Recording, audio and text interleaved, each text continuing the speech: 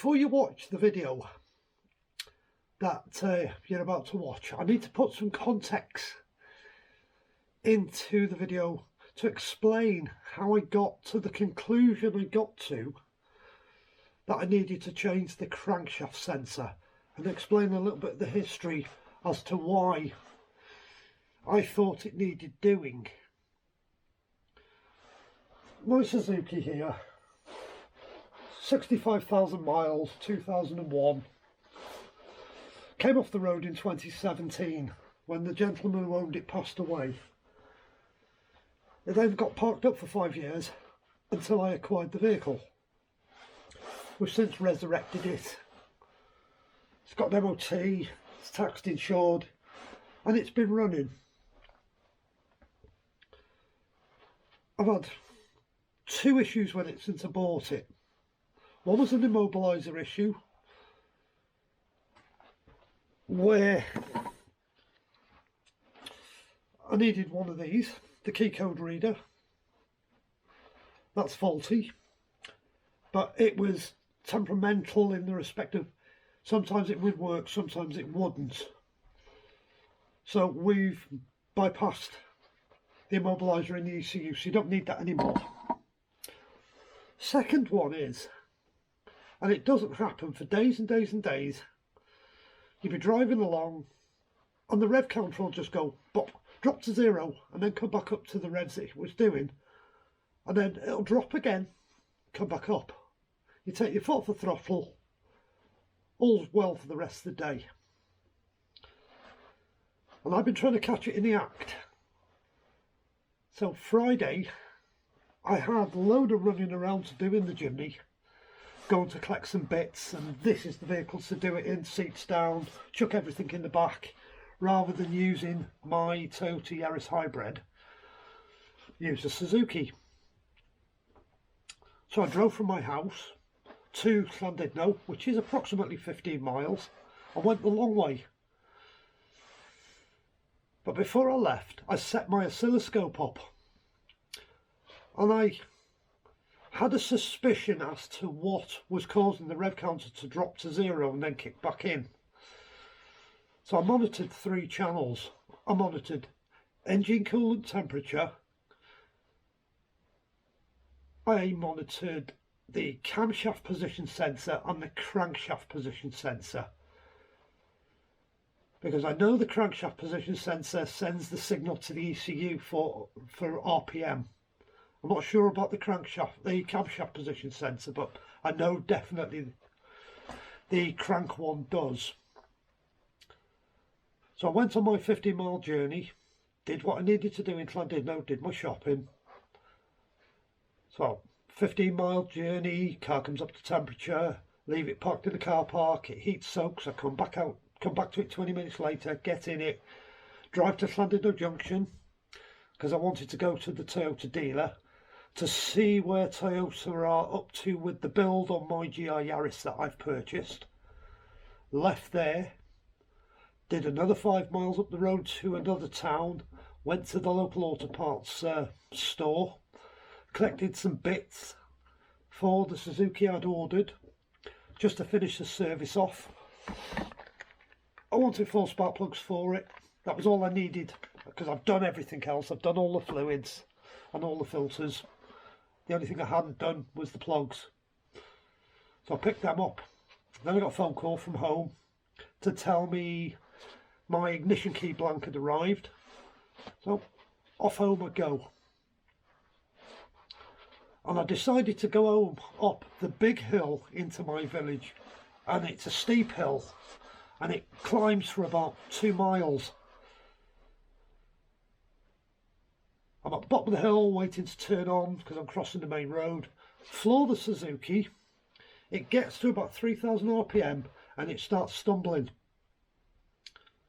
Here we go, it's going to drop the revs and it'll carry on going. Well, this time it dropped the revs once, dropped it a second time, dropped it a third time, dropped it a fourth time, dropped it a fifth time, then it cut out.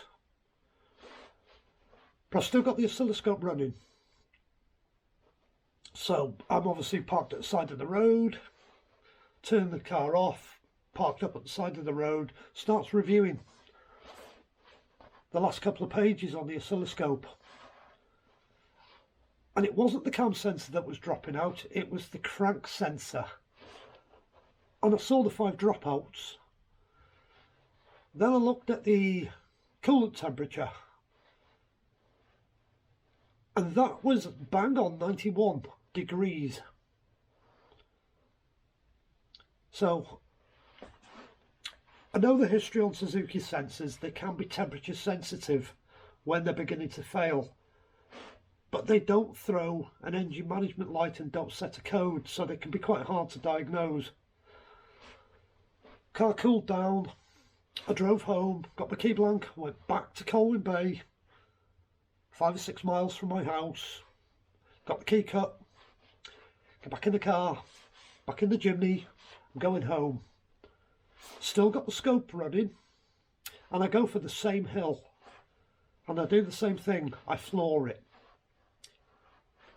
And I get exactly the same symptoms. It drops 5 times, then stops. I've got exactly the same capture on the scope, crank sensor dropping out, and the same engine temperature. So now I'm pretty much convinced I've got a temperature sensitive crankshaft sensor. But it only does it for some reason at 91 degrees, but it won't go over 91 degrees because the engine stops and then cools off and then restarts. It has to cool off about 2 degrees and the engine restarts.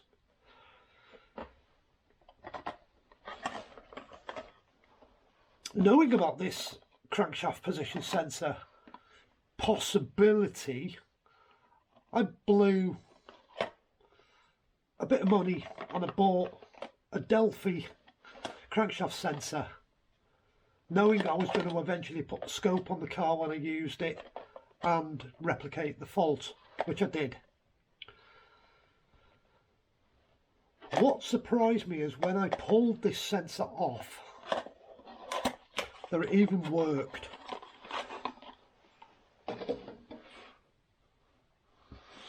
There's the sensor.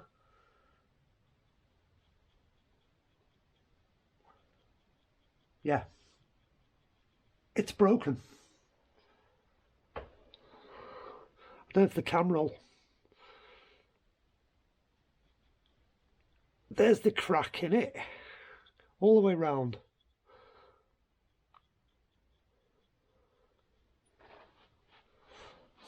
So my call was correct to say I'd got a fault on this sensor, yet that was still working. So the video is showing me now taking that out, discovering that when I took it out and fitting the new sensor and firing the car up and running it up to temperature. That's the context I wanted to put in before you watch the video. So enjoy the video. Oh, hello, welcome to another North Wales side-by-side video. Tonight I'm going to do a crankshaft sensor on my Suzuki Jimny with the M13 engine in it. I'm only doing it as a precaution because I know these sensors, as they get older, can be a problem when they get hot. They'll just drop out randomly, be it the crankshaft sensor or sometimes the camshaft sensor. Now, I've had both these sensors on the oscilloscope whilst driving the car, and occasionally I notice, and it's not cutting the car out, that's the weird thing, it's not flagging any codes up, that the crankshaft sensor drops out occasionally. But every time it drops out, the rev counter goes to 0 and then comes back alive. So as a precaution, I'm going to change it. So just to make a bit of space, I've removed the air tube that goes from the filter to the throttle body, which is this component. It's only held on with 2 Jubilee clips and a snap clip on that pipe. So we've got rid of that, because it just gives me a little bit more room in this area. Suzuki say take the alternator off, I don't think I need to.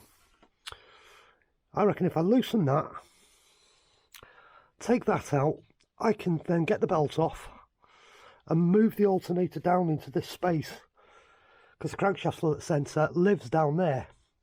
And I think once I've got the room, I can get in and do it from above.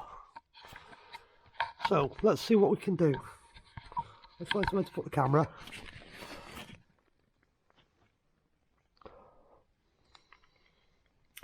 And let's crack on and do this little job.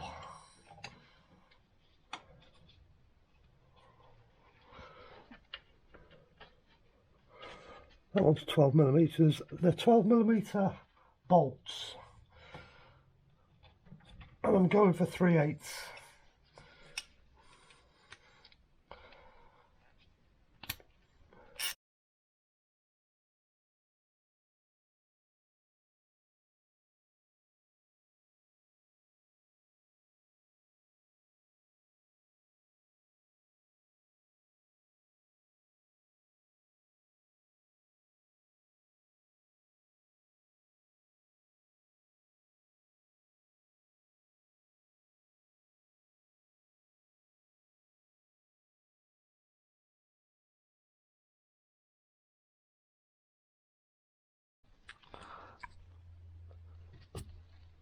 So I've removed the bracket totally. Get it out the way. Can't get it in the way. I'm just going to put the 2 bolts where they live. I'm not going to bother with that one.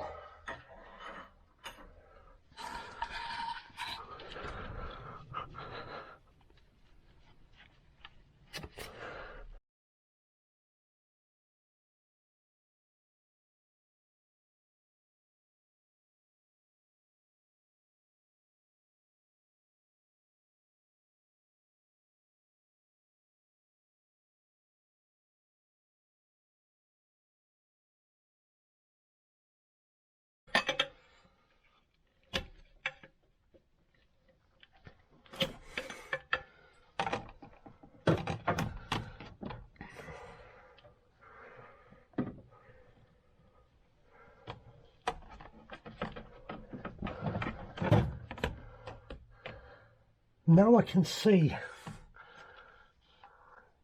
my goal.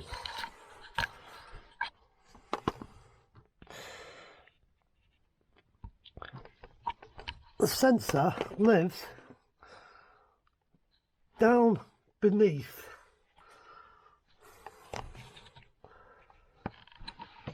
I'm trying to hold the camera for you, give you some light.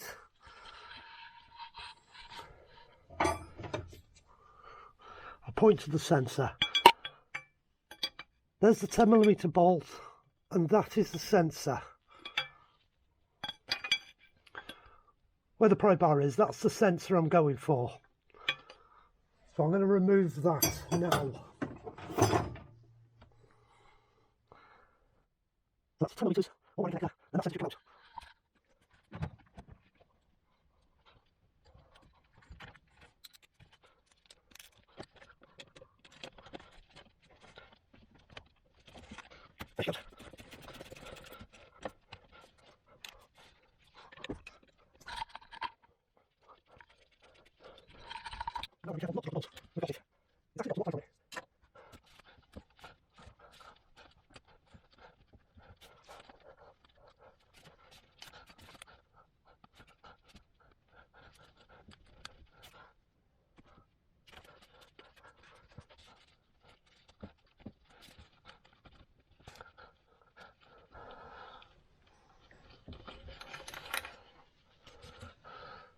There we go, one crankshaft sensor out.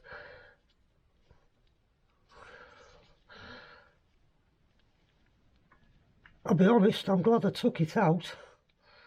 It's actually broken.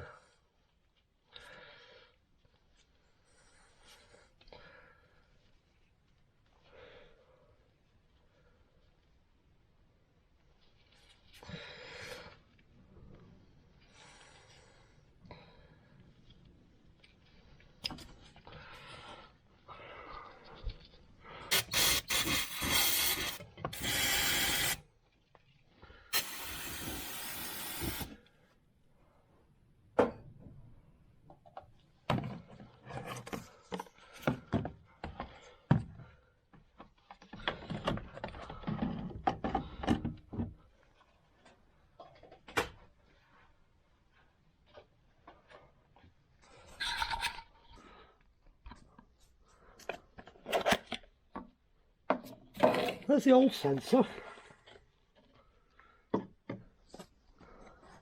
that's bust, and here I've got a brand new one.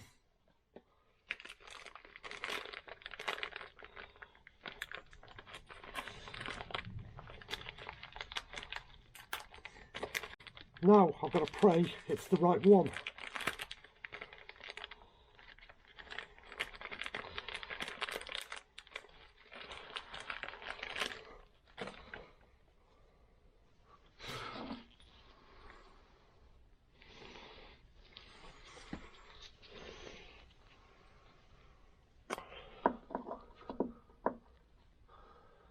It's the same length.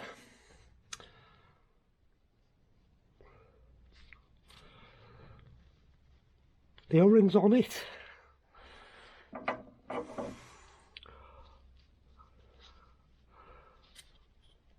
I wasn't expecting to find a crack in the sensor. That's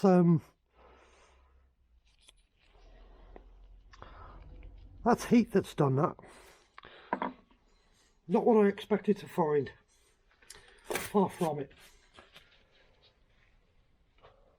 Maybe that's why it misses a beat every now and then. Anyhow, let's put the new one in. We might get a better view now where it goes. You can see the hole down there where it lives. That's where the crankshaft sensor lives. So I'm going to drop the new one in, plug it in, slide it in, put the bolt back in, and fire the Jimny up.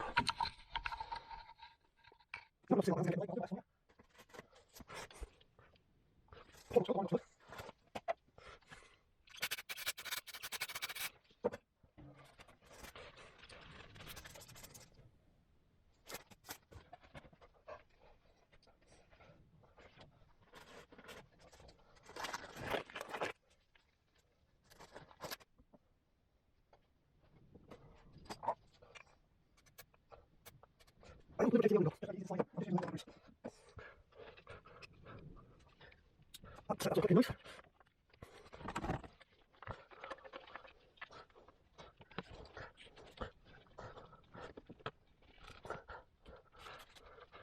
Actually, push it in all the way.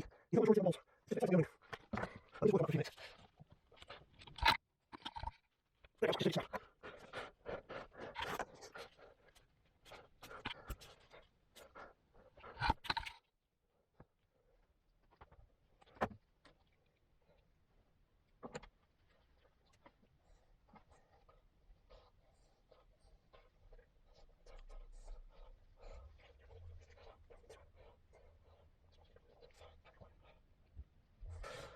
let me just show you a little trick.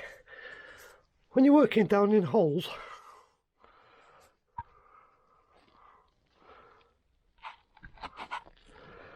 when you're trying to get a bolt into a hole where there's a likelihood of dropping it, get yourself a little bit of tissue paper, put it in the socket, then force the bolt into it. As you can see, it's not going to drop out.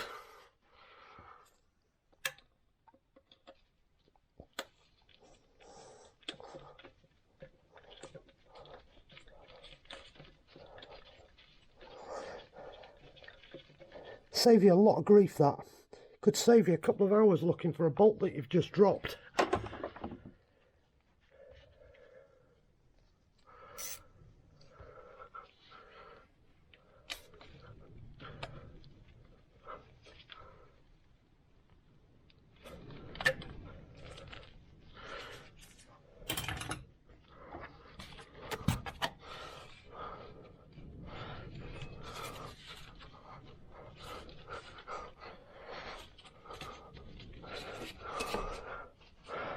So that's one crankshaft position sensor fitted. Now I just need to put the alternator belt back on.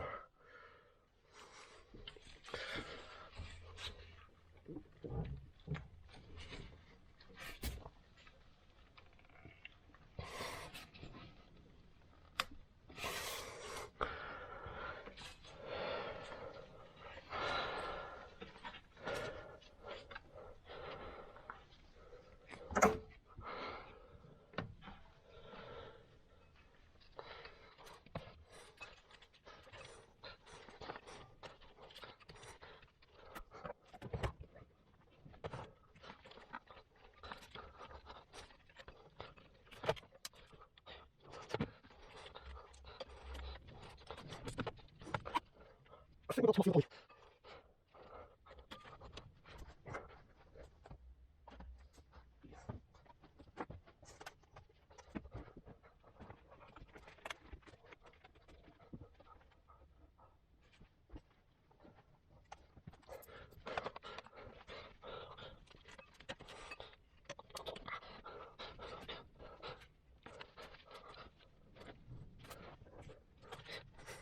off get off. Get back on.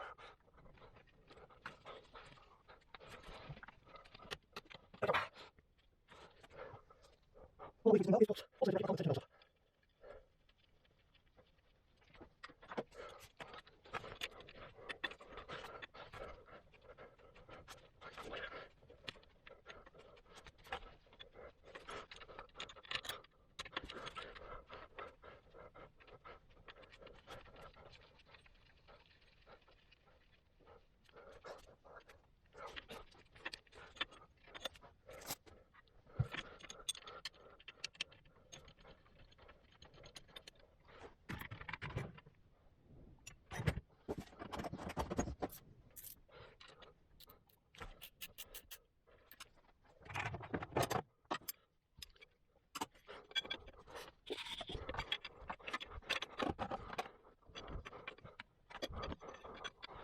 Okay.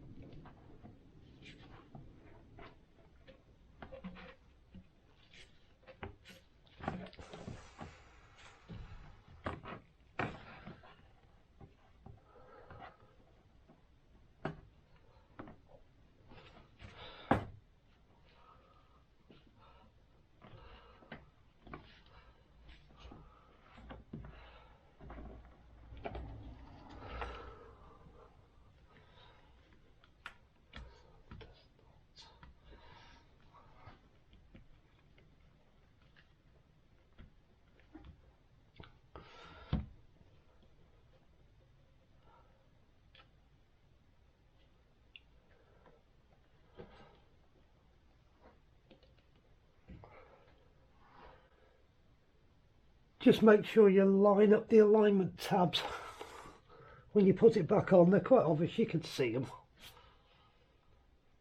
And just tighten all your clamps up.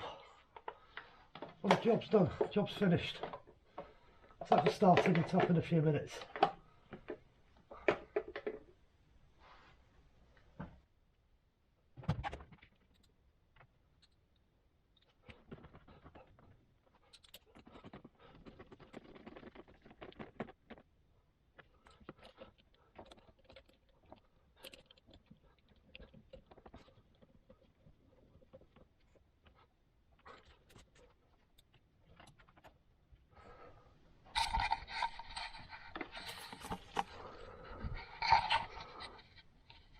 So we're all back together.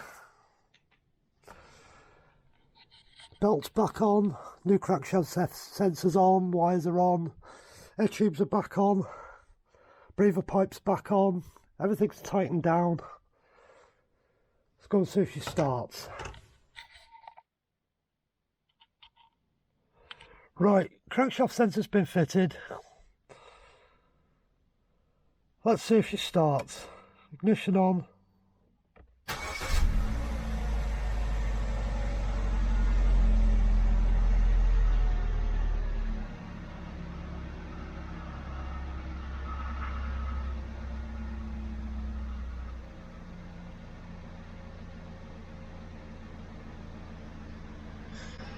I've got the scanner plugged in before I started it. I just wanted to read some data like the engine temperature, desired idle, engine speed, ignition advance, map, and I wanted to check the oxygen sensors as well. So I'm just going to let it come up to temperature, up to about 90 degrees, and then do a hot start.